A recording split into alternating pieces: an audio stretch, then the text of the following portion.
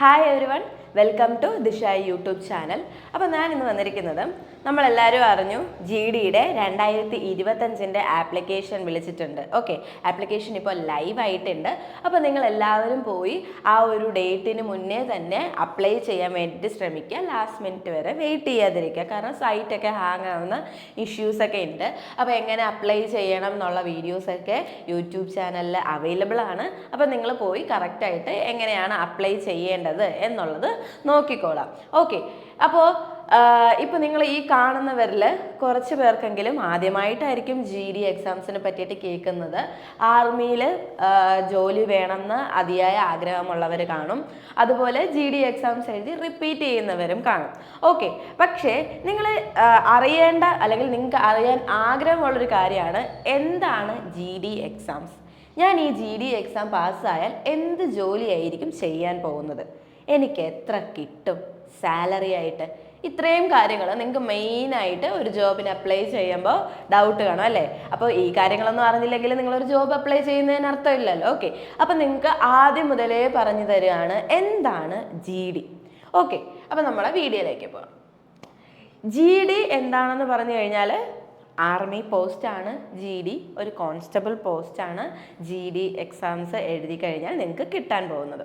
Okay, അപ്പോൾ മെയിനായിട്ട് GD exam എഴുതി പാസ്സാവുന്ന വ്യക്തി ചെയ്യേണ്ട ജോലി എന്താണെന്ന് ചോദിച്ചു കഴിഞ്ഞാൽ, സബ് ഇൻസ്പെക്ടറോ അല്ലെങ്കിൽ അസിസ്റ്റൻറ്റ് സബ് ഇൻസ്പെക്ടറോ ഇല്ലാത്ത സമയത്ത് അവരുടെ ഡ്യൂട്ടീസ് എയ്ഡ് ചെയ്യുക, ഹെൽപ്പ് ചെയ്യുക എന്നുള്ള ജോലികൾ കാണും. അതുപോലെ പിന്നെ ഈ പറയുന്ന ഇൻവെസ്റ്റിഗേഷനൊക്കെ നടക്കുന്ന സമയത്ത് അതിന് ഹെൽപ്പ് ചെയ്യേണ്ടി വരും. അങ്ങനെയുള്ള നോർമൽ ഡ്യൂട്ടീസൊക്കെയാണ് GDയിൽ നോർമലി പറയാനുള്ളത്, അവർ ചെയ്യേണ്ട ഡ്യൂട്ടീസ്. പിന്നെ നിങ്ങൾക്ക് ആ GD എന്ന് പറഞ്ഞു കഴിഞ്ഞാൽ ഒരു ആർമി ജോബാണ്. അപ്പോൾ നിങ്ങൾക്ക് കേൾക്കുമ്പോൾ തന്നെ അറിയാം ഒരു ആർമി ജോബ് എന്തായിരിക്കും. ബോർഡർ സംരക്ഷിക്കുക എന്നുള്ള ജോബ് കാണും.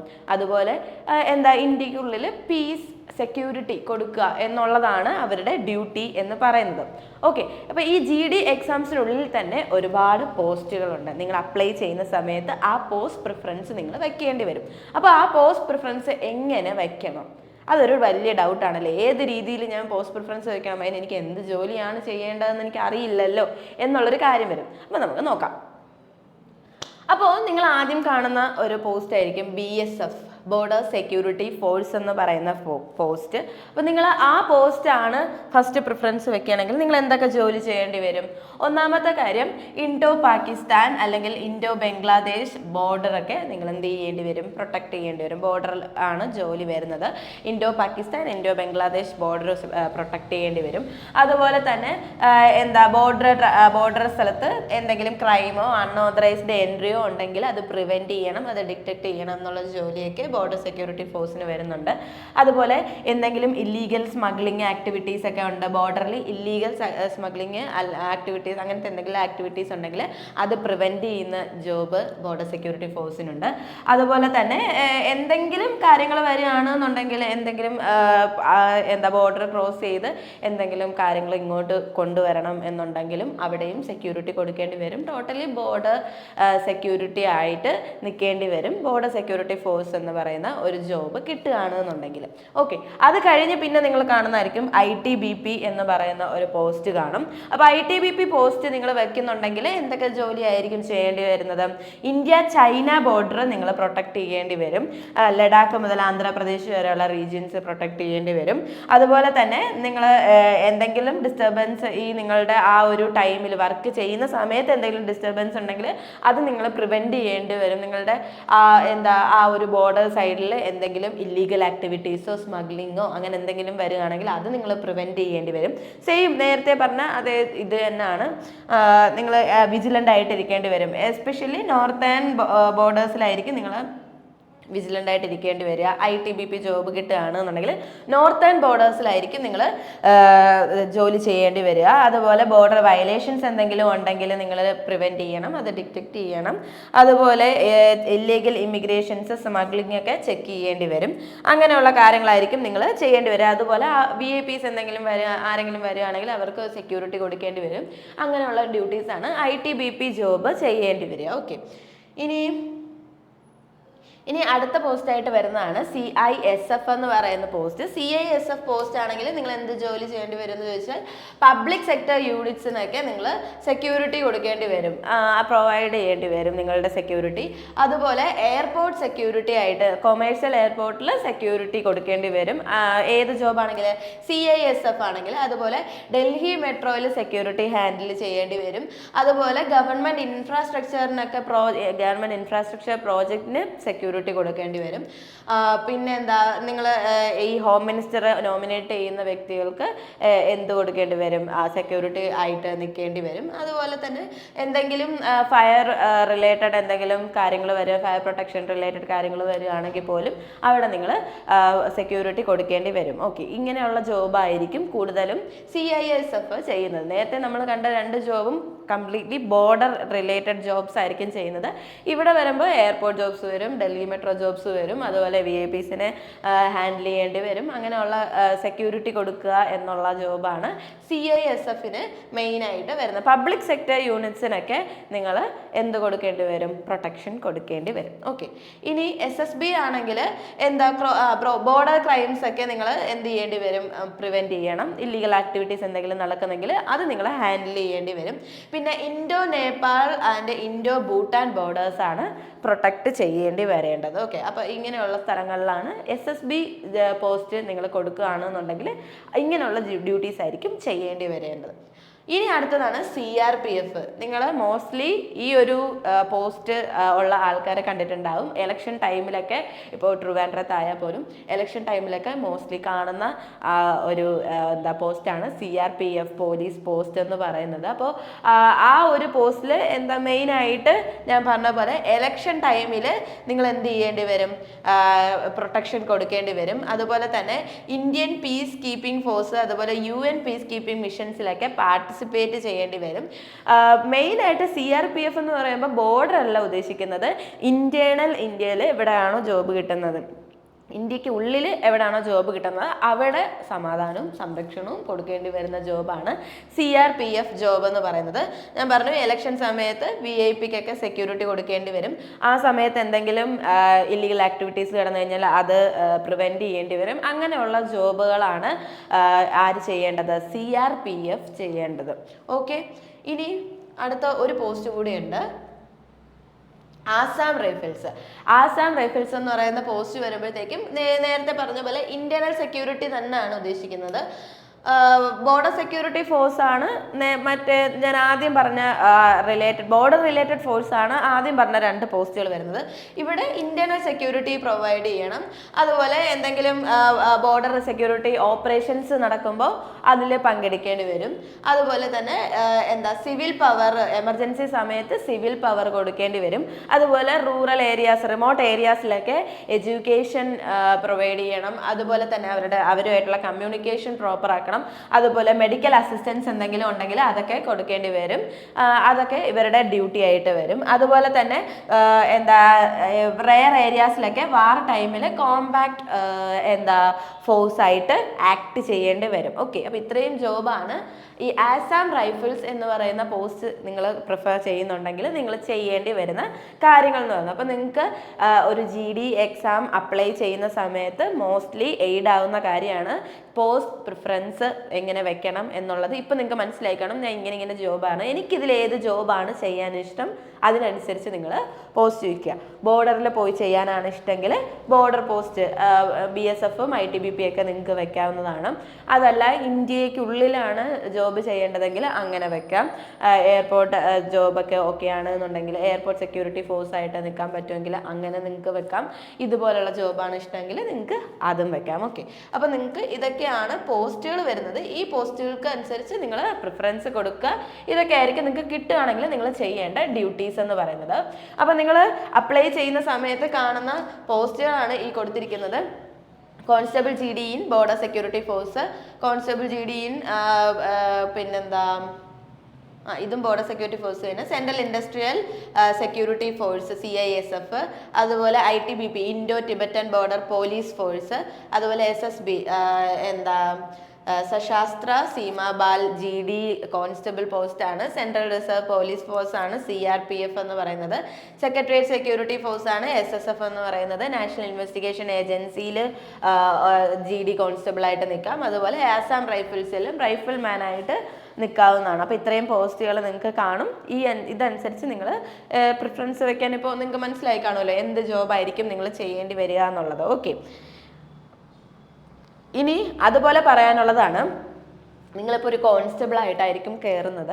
അപ്പോൾ നിങ്ങൾക്ക് പ്രൊമോഷൻസ് വരും. അപ്പോൾ എന്തൊക്കെ ലെവലിലുള്ള പ്രൊമോഷൻസ് ആണെന്ന് ചോദിച്ചു കഴിഞ്ഞാൽ കോൺസ്റ്റബിളിൽ നിന്ന് സീനിയർ കോൺസ്റ്റബിളിലേക്ക് മാറും, അതിനുശേഷം ഹെഡ് കോൺസ്റ്റബിളിലേക്ക് മാറും, അതുപോലെ അതിനുശേഷം അസിസ്റ്റന്റ് സബ് ഇൻസ്പെക്ടർ, അത് കഴിഞ്ഞിട്ട് സബ് ഇൻസ്പെക്ടർ, ഏറ്റവും വലിയ പോസ്റ്റാണ് ഇൻസ്പെക്ടർ പോസ്റ്റ് എന്ന് പറയുന്നത്. ഇൻസ്പെക്ടർ പോസ്റ്റ് എന്ന് പറയുമ്പോഴത്തേക്കും അത്യാവശ്യം നല്ല സാലറി കിട്ടുന്ന ഒരു പോസ്റ്റാണ് ഇൻസ്പെക്ടർ പോസ്റ്റ് എന്ന് പറയുന്നത്. അപ്പോൾ ആ പോസ്റ്റിലേക്ക് നിങ്ങൾക്ക് പ്രൊമോഷൻസ് കിട്ടും. ഓക്കെ, അപ്പോൾ CRPF ഒക്കെ കിട്ടുന്നവരാണെങ്കിൽ നിങ്ങൾക്ക് പെട്ടെന്ന് പ്രൊമോഷൻസ് കിട്ടാൻ വേണ്ടിയിട്ട് എക്സാംസ് എഴുതാം, അതല്ലെങ്കിൽ കാലക്രമേണ പ്രൊമോഷൻ കിട്ടുന്നതായിരിക്കും. അപ്പോൾ നല്ല പോസ്റ്റിലേക്ക് നിങ്ങൾക്ക് കയറാൻ വേണ്ടിയിട്ട് പറ്റുന്നതായിരിക്കും. ഓക്കെ, അപ്പോൾ ഇത്രയും പ്രൊമോഷനോട് കൂടിയ ഒരു എക്സാം അല്ലെങ്കിൽ ഒരു പോസ്റ്റ് ആയിരിക്കും നിങ്ങൾക്ക് കിട്ടുന്നത്. ഓക്കെ, അപ്പോൾ പ്രൊമോഷൻസ് ഒക്കെ നിങ്ങൾക്ക് കിട്ടുന്നതായിരിക്കും. ഇനി പറയാനുള്ളത് സാലറിയുടെ കാര്യമാണ്. ഓക്കെ, നിങ്ങൾ നേരത്തെ ചോദിച്ചെനിക്ക് എനിക്ക് കിട്ടും, ജോബൊക്കെ മനസ്സിലായി. ഓക്കെ, പക്ഷേ ഈ ജോബിന് എനിക്ക് എത്ര രൂപ കിട്ടും എന്ന് ചോദിക്കുകയാണെങ്കിൽ സ്റ്റാർട്ടിംഗ് ആയിട്ട് നിങ്ങൾക്ക് വരുന്നത് 21,700 എന്നാണ് പറയപ്പെടുന്നത്. പക്ഷേ നിങ്ങൾക്ക് ഈ സാലറി അല്ല നിങ്ങൾക്ക് വരുന്നത്, ഇത് ബേസിക് സാലറി ആയിട്ട് പറയുന്നതേ ഉള്ളൂ. സ്റ്റാർട്ടിങ് തന്നെ 23 തുടങ്ങും. ഇൻഹാൻഡ് സാലറി അല്ല, നിങ്ങളുടെ ബേസിക് ഇനിഷ്യൽ സാലറി ആണ് 23 വരുന്നത്. അതിനോടൊപ്പം തന്നെ നിങ്ങൾക്ക് ഒരുപാട് അലവൻസസ് ഉണ്ട്. ട്രാൻസ്പോർട്ടേഷൻ അലവൻസ് ഉണ്ട്, മെഡിക്കൽ ഫെസിലിറ്റീസ് ഉണ്ട്, പെൻഷൻ സ്കീംസ് ഉണ്ട്, ആനുവൽ പെയ്ഡ് ലീവ്സ് ഉണ്ട്, സെക്യൂരിറ്റി അലവൻസസ് ഉണ്ട്, ഫീൽഡ് അലവൻസസ് ഉണ്ട്. ഇത്രയും അലവൻസ് എല്ലാം ഉൾപ്പെടെയാണ് നിങ്ങളുടെ കയ്യിൽ ഇൻഹാൻഡ് സാലറി കിട്ടുന്നത്. ഒരു കോൺസ്റ്റബിൾ ആയിട്ട് ഇരിക്കവേ നിങ്ങൾക്ക് ഒരു 25K എബോവ് എന്തായാലും സാലറി കിട്ടും. പിന്നെ നിങ്ങൾ ആ ഒരു സാലറി ഇട്ടിട്ടോ ഇത്രയേ ഉള്ളൂ എന്ന് നിങ്ങൾ വെക്കരുത്. ഇതൊരു 10th ലെവൽ ഓഫ് എക്സാം ആണ്. ഓക്കെ, അത് നിങ്ങൾ മനസ്സിൽ ആലോചിച്ചിട്ട് വേണം നിങ്ങൾ അങ്ങനെ ഒരു കാര്യം ചിന്തിക്കാൻ വേണ്ടത്. 10th ലെവൽ ഓഫ് എക്സാം ആണ്. എക്സാം വളരെ എളുപ്പമാണ്. അത് കഴിഞ്ഞിട്ട് ഫിസിക്കലാണ് നിങ്ങൾ കുറച്ച് ചലഞ്ചിങ് ആയിട്ട് വരുന്നത്. അതിന് നിങ്ങളുടെ ആ ഒരു കായിക ബലം, ആ ഒരു കായിക ക്ഷമതയാണ് അവിടെ ടെസ്റ്റ് ചെയ്യപ്പെടുന്നത്. അപ്പോൾ നിങ്ങളുടെ എക്സാം എന്ന് പറയുന്നത്, തിയറി എക്സാം എന്ന് പറയുന്നത് CBT എക്സാം ആണ്.